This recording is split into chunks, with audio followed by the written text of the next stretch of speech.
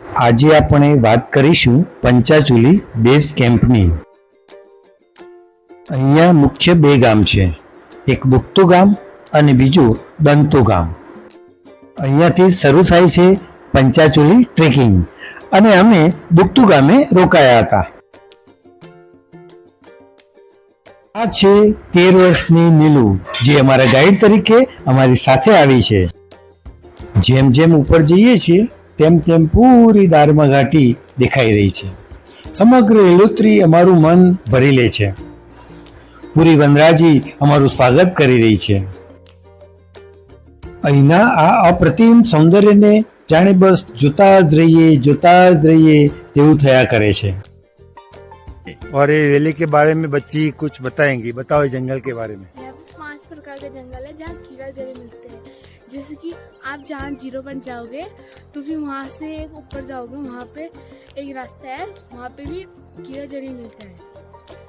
और यहाँ से मतलब 4-5 प्रकार के हैं और उधर भी कीड़ा जड़ी मिलता है. वो कीड़ा जड़ी बूटी ना, हाँ, वो किस काम की आती है? वो चाइना के लोग उससे मेडिसिन बनाते हैं. अच्छा, चाइना के लोग मेडिसिन बनाते हैं, तो इंडिया के लोग नहीं बनाते हैं? हाँ बनाते हैं. बनाते हैं. Thank you. આ છે ભોજપત્રનું ઝાડ. રાજા મહારાજા પહેલાના જમાનામાં તેની ઉપર લખતા હતા અને આજે આપણે પૂજામાં પણ તે વાપરીએ છીએ.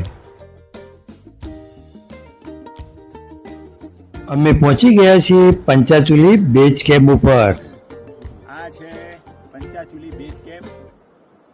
સરકારે બનાવ્યા હતા, પરંતુ અહીં જેટલા પણ ટ્રાવેલરો આવતા હતા એમની ખૂબ બધી ગંદકી કરી, જેથી સરકારે બિલકુલ યોગ્ય નિર્ણય લઈ અને આ બેઝ કેમ્પને તાત્કાલિક બંધ કરી દીધો છે.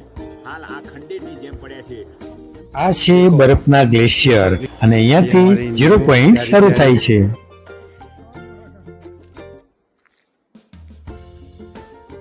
આ બરફના ગ્લેશિયર ઉપર જુઓ તો ખરા મિત્રો, કેવા મસ્તી કાઢી રહ્યા છે. વાહ વાહ, જાણે કે એમનું બાળપણ એમને યાદ આવી ગયું છે.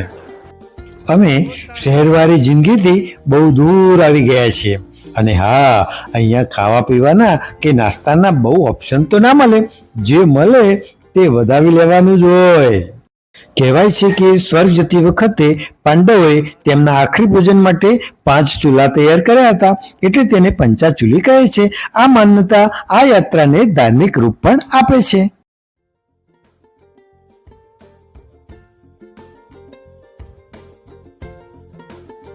અચાનક આવી પડેલા વરસાદથી બચવા અમે એક પહાડ નીચે આવેલી ગુફામાં સંતાઈ ગયા છીએ.